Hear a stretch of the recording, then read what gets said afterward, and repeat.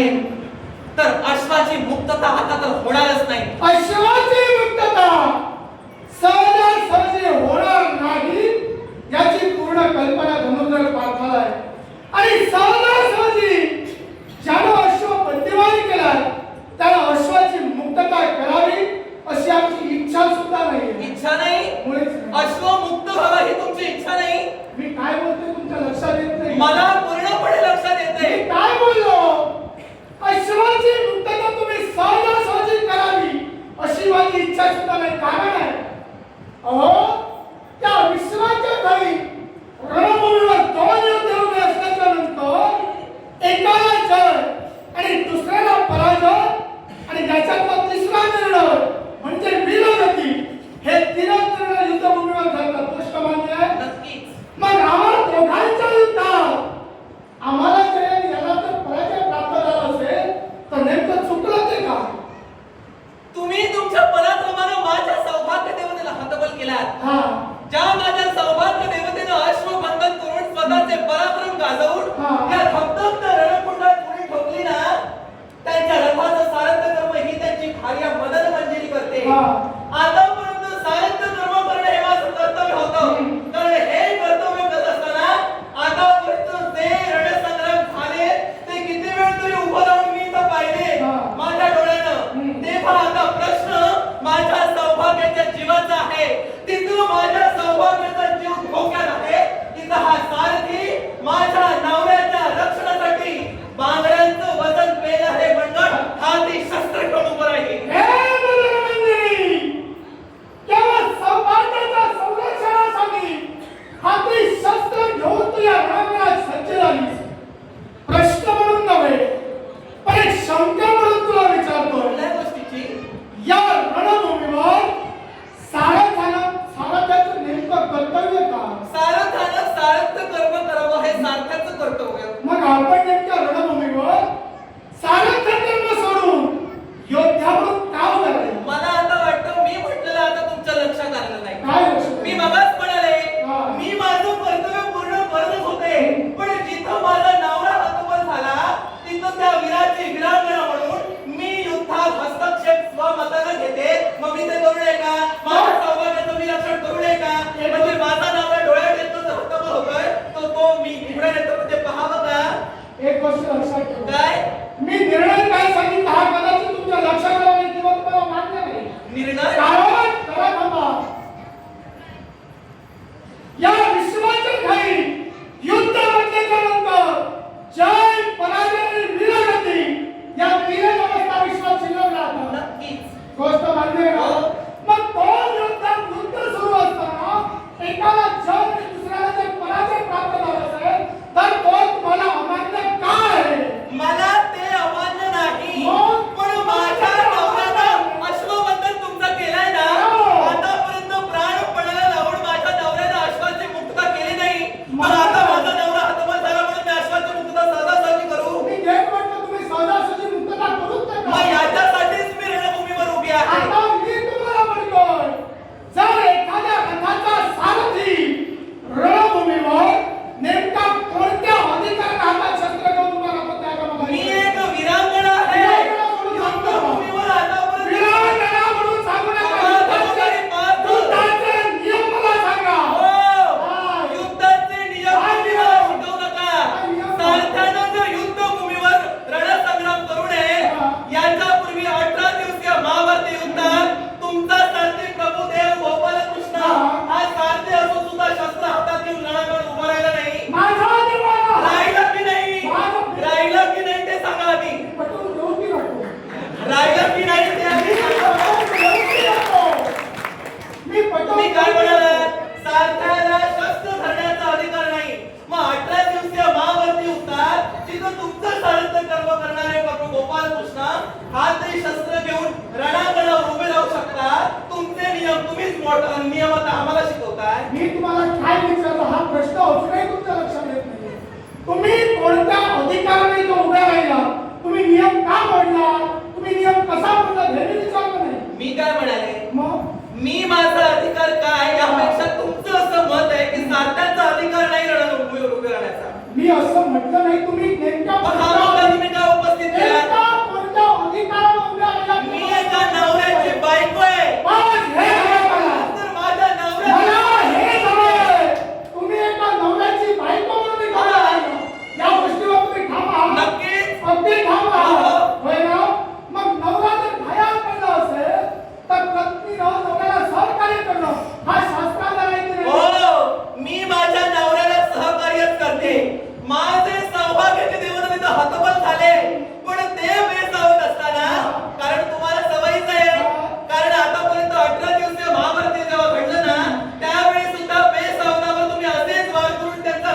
म्हणतात माझा नवरा जर बेसावध आहे हा. तर सावध म्हणून सारथी त्यांची बायको इथं उपस्थित आहे. मी बेसावध नाही. माझ्या नवऱ्याचं रक्षण करून हाती शस्त्र घेण्यासाठी मी उभी राहिली. काय चुकलं माझं? बेसावध हा तुमचा नवरा आहे असं तुम्ही म्हणता. हो.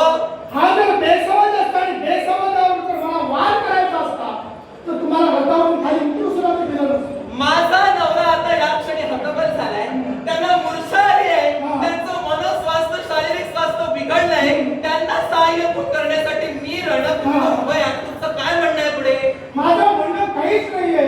मी तर रथाचा सारथी, मी तर रथाचा रथी आहे. हा. मी तर योद्धा आहे आणि योद्धा म्हटल्याच्या नंतर माझ्या समोर वीर येऊ दे नंतर वीरांगना येऊ दे, प्रत्येकाला चीत करून अश्वाची मुक्तता करणं या उद्देशानं मात्र मी मग तुम्ही जर या उद्देशाने आले असाल तर धनुधरी पार हा याज्ञिक अश्व तुम्ही आरंभीला आहात.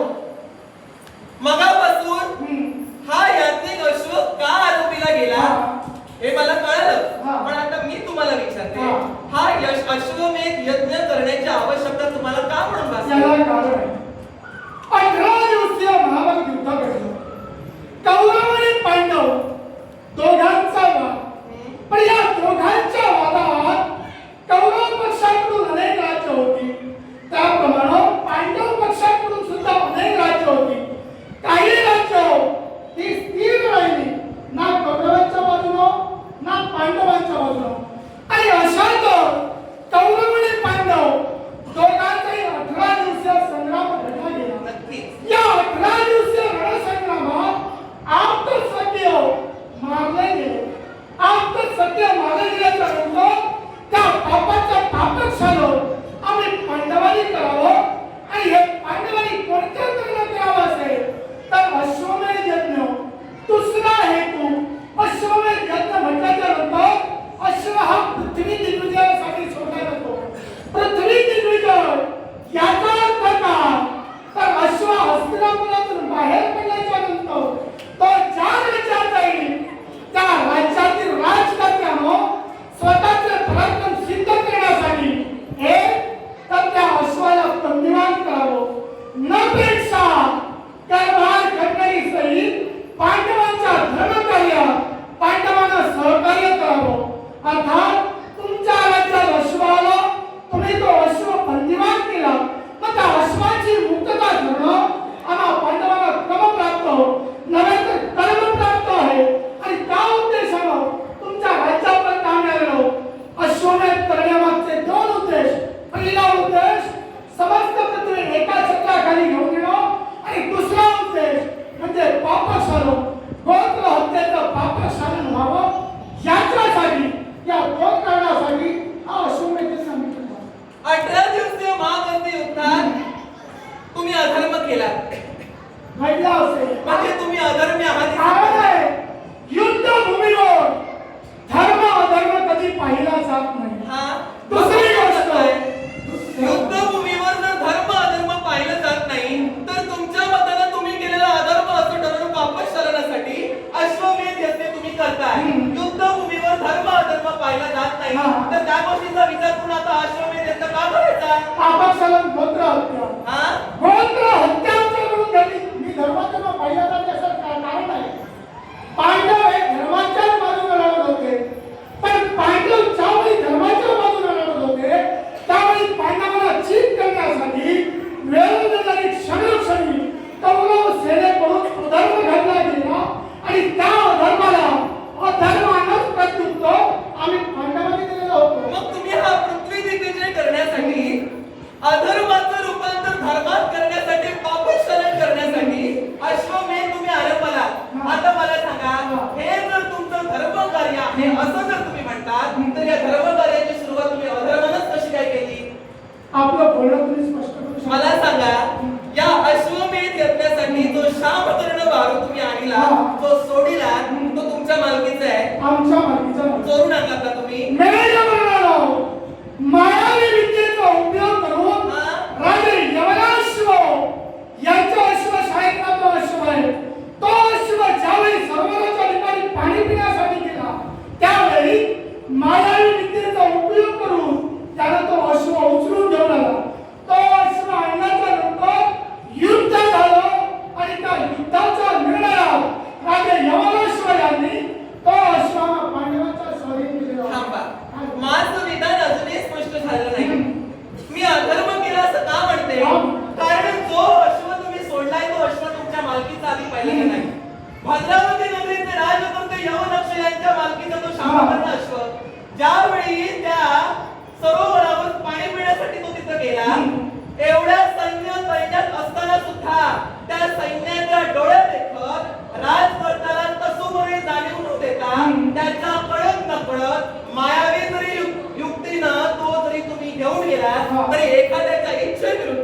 त्याला त्याच्या कळत सगळं एखाद्याची गोष्ट उचलून घेऊन जाण्याला चोरी म्हणतात ना. चोरी तर तुम्ही मान्य करताय पण म्हणजे तुम्ही अधर्म केला.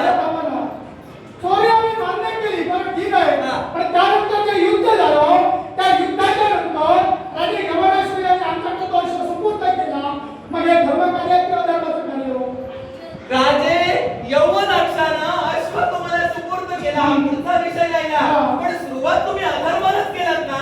अधर्माने मायावी विद्येची सुरुवात केली. मायावी विद्येचं कारण घेऊन तुम्ही अधर्म तुम्ही तुमचा नाकारू नका. आम्ही आमचा अधर्म नाही केला. तुम्ही लढवता. मायावी विद्येचा उपयोग करून नैक म्हणालो तो अश्व त्यांच्या नकळत घेऊन आलेले होते.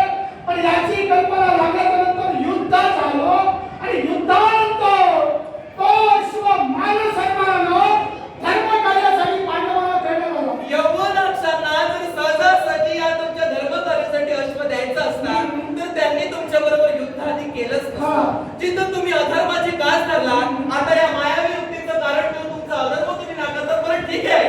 तुम्ही ते युद्ध केलात त्या रणसंग्रामात यवनाक्ष पराजित झाले आणि मग ते तुम्हाला शरण गेले. याच्यापूर्वी त्यांची सहमती या तुमच्या धर्मकार्याला नव्हती. माझा सांगण्याचा मुद्दा आणि हेतू एकच, त्या धर्मकार्याची सुरुवात तुम्ही अधर्मानं केला. मग या धर्मकार्याला अधर्माचं नाव जर तुम्ही दिलं मी नाव देत नाहीये मग त्या. आता धर्माचं काय तुम्ही करता? काय आता करतात ते काय करता? काय करतोय मी? मग आता तुम्ही अधर्माचं म्हणून सांगताय ना. हा? म्हणजे याचा अर्थ आम्ही जर अधर्माला सुरुवात केली असेल तर फायदा अधर्मी असं तुम्हाला म्हणायचं आहे. हो. मग तुम्ही जर आम्हाला अधर्मी म्हणत असाल तर जो आम्हाला अधर्मी म्हणतो त्याच्याकडे बोलण्याची जागा आहे. थांबा. माझ्याशी बोलण्याची जर तुमची इच्छा नसेल अश्वताई तुम्हाला मी देणारच नाही. आल्या पावे तुम्ही जाऊ शकता. अश्व घेतल्याशिवाय तर मी दुसरी त्याच करणार नाही. तुम्ही जर योद्धा म्हणून आणि विराजमान म्हणून जर इथं उभे असाल तर तुमचे पराक्रम तुम्ही दाखवा. माझे पराक्रम जर कमी पडले आणि माझा दुर्दैवानो तरी तुम्ही मृत्युमुखी पडलो ना तर असं स्वर्गाची पायरी आहे. पण हे गोष्ट लक्षात ठेवा. जिथं तुम्ही माझ्याबरोबर शब्द संग्राम स्थगित करून बोलण्याची इच्छा नाही म्हणून सांगितला म्हणजे शब्द संघर्ष करण्याची कुवत तुमची संपली. शस्त्र तुम्ही हात घातला. आणि हे उत्तर देण्यासाठी शस्त्र जर तुम्ही हाती घेतलं हा? तर युद्ध मात्र थांबता कामा हो, नये. मी जे शस्त्र हाती घेतलंय ना माझ्या नवऱ्याच्या स्वाभिमानासाठी लढता लढता माझ्या नवऱ्याच्या स्वाभिमानासाठी लढता लढता माझा जीव जरी गेला तरी त्या मृत्यूला घाबरणारी ही मनोमंजिरी नाही. तुझे हे मैदान.